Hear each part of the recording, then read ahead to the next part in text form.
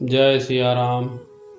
समुद्र पार करने के बाद भगवान श्री राम अंगद को रावण के पास ये कहकर भेजते हैं, काज हमार तासुहित होई, रिपुसन करेहु बत कही सोई।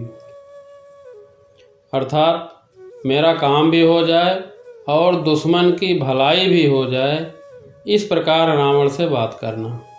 प्रभु श्री राम इतने दयालु हैं कि दुश्मन की भी भलाई सोचते हैं। ऐसे प्रभु का चिंतन करना बड़े सौभाग्य की बात है। अंगद रावण के दरबार में पहुंचा और रावण से बातचीत शुरू हुई। रावण अपनी वीरता की गाथा सुना रहा था।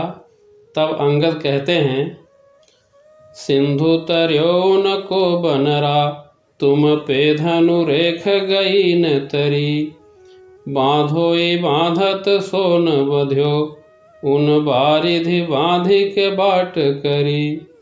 श्री रघुनाथ प्रताप की बात, तुम्हें 10 कंठन जान परी, तेलनी तूलनी पूछ जरी, नजरी गढ़ लंक जराय जरी।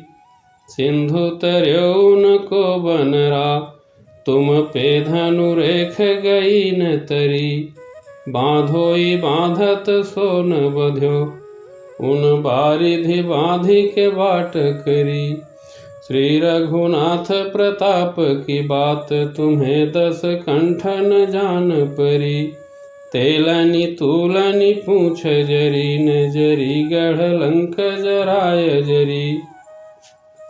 अंगद कहते हैं कि उनका छोटा सा बंदर पूरा समुद्र लांघ गया और तुम एक लक्ष्मण रेखा को नहीं लांघ सके।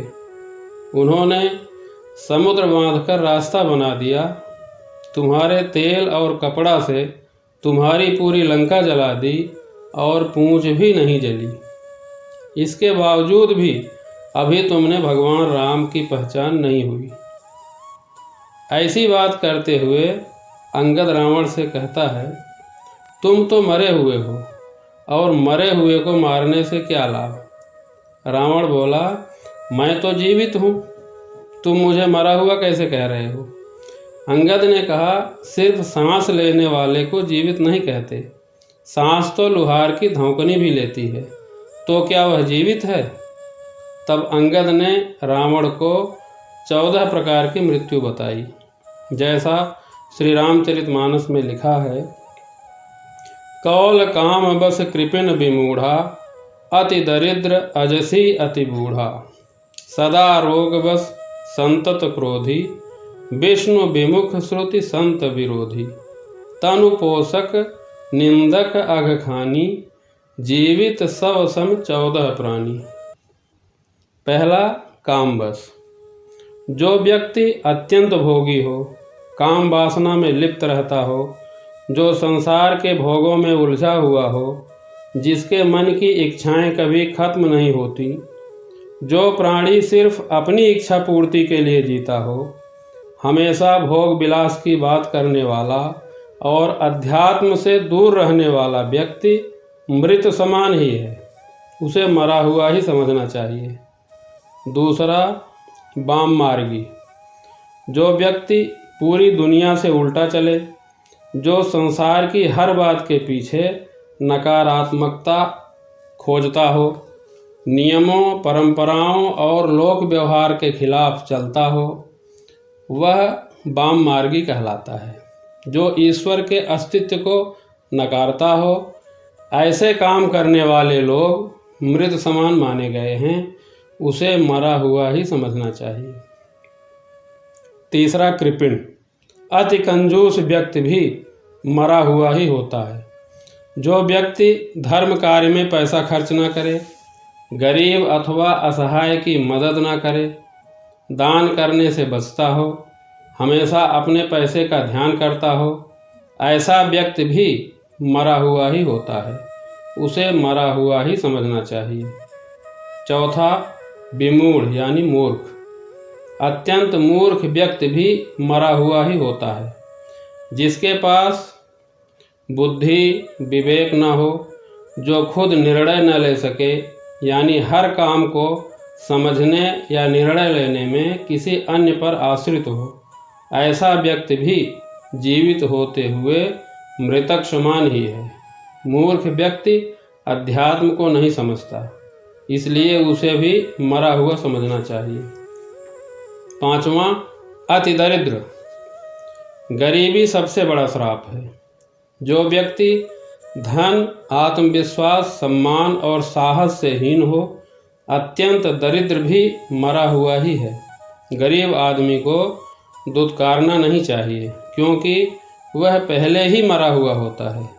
दरिद्र नारायण मानकर उनकी मदद करनी चाहिए। 6, अजसी। जिस व्यक्ति को संसार में बदनामी मिली हुई हो, वह भी मरा हुआ है। जो व्यक्ति घर परिवार, कुटुंब, समाज, नगर, राष्ट्र, किसी भी इकाई में सम्मान नहीं पाता, वह व्यक्ति भी मृत समान ही होता है। जो व्यक्ति समाज से अलग है, जहाँ रहता है वहाँ अन्य लोगों से जान पहचान नहीं है, उसे भी मरा हुआ समझना चाहिए। 7वां, अति बूढ़ा। कहते हैं बुढ़ापा सबसे बड़ा रोग है, क्योंकि वह दूसरों पर आश्रित रहता है। शरीर और बुद्धि दोनों अक्षम हो जाते हैं।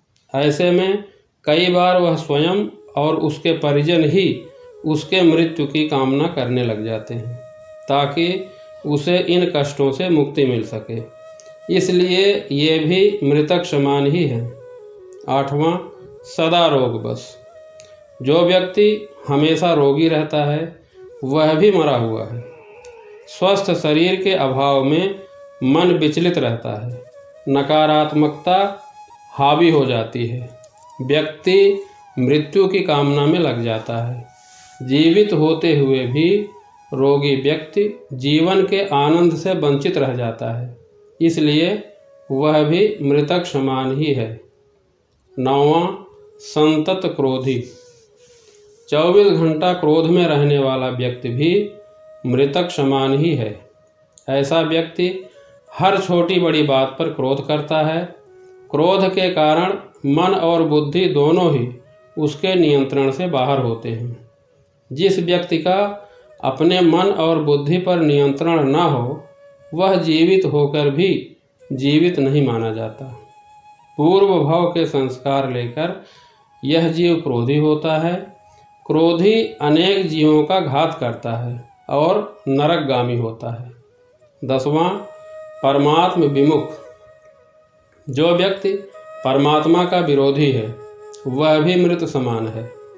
जो व्यक्ति ये सोच लेता है कि कोई परम तत्व है ही नहीं, हम जो करते हैं वही होता है, संसार हम ही चला रहे हैं, जो परम शक्ति में आस्था नहीं रखता, जो नास्तिक है, ऐसा व्यक्ति भी मृत समान ही है। 11वां, श्रुति संत विरोधी। जो व्यक्ति संत, ग्रंथ और पुराणों का विरोधी है, वह भी मृत समान है। वेद, पुराण और संत समाज में अनाचार पर नियंत्रण का काम करते हैं। अगर गाड़ी में ब्रेक न हो तो गाड़ी कहीं भी गिरकर एक्सीडेंट हो सकता है। वैसे ही समाज को संतों की ज़रूरत होती है, वरना समाज में अनाचार पर कोई नियंत्रण नहीं रह जाएगा। इसलिए वेद, पुराण और संत के विरोधी भी मृत समान ही हैं। तनुपोषक। 12वां, ऐसा व्यक्ति जो पूरी तरह से आत्मसंतुष्टि और खुद के स्वार्थ के लिए ही जीता है, संसार के किसी अन्य प्राणी के लिए उसके मन में कोई संवेदना न हो, जो किसी की मदद न करता हो, केवल अपना स्वार्थ देखता हो, वह भी मृत समान ही है। जो लोग खाने पीने में, वाहनों में, स्थान के लिए हर बात में सिर्फ यही सोचते हैं कि सारी चीज़ें पहले हमें ही मिल जाए, बाकी किसी अन्य को मिले या ना मिले, वे मृत समान होते हैं। ऐसे लोग समाज और राष्ट्र के लिए अनुपयोगी होते हैं।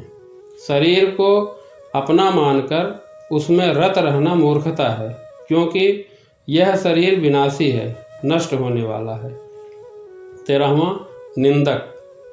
अकारण निंदा करने वाला व्यक्ति भी मरा हुआ होता है।